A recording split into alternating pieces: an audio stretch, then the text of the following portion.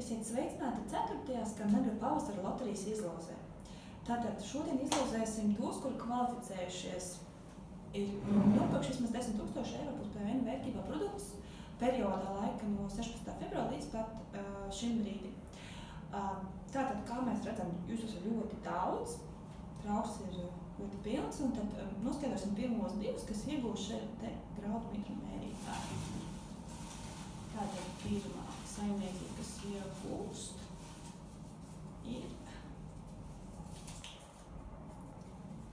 Jāņkalni Sijā.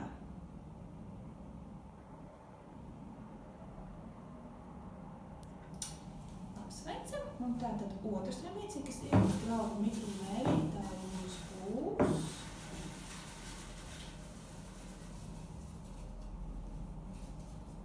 LPKS Avra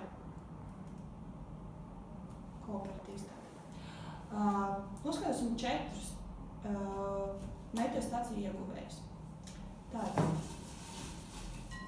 pirmais meteostaciju ieguvējs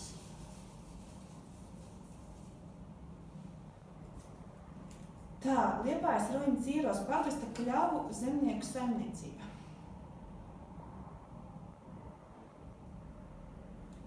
Apsveicam. Otrais meteostacijas ieguvējs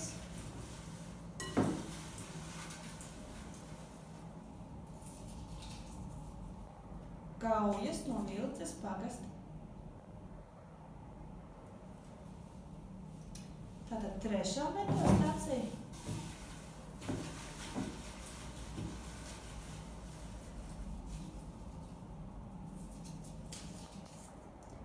Lācēni no Sārtiņu pagasta. Un ceturtā meteostacija izlozējam.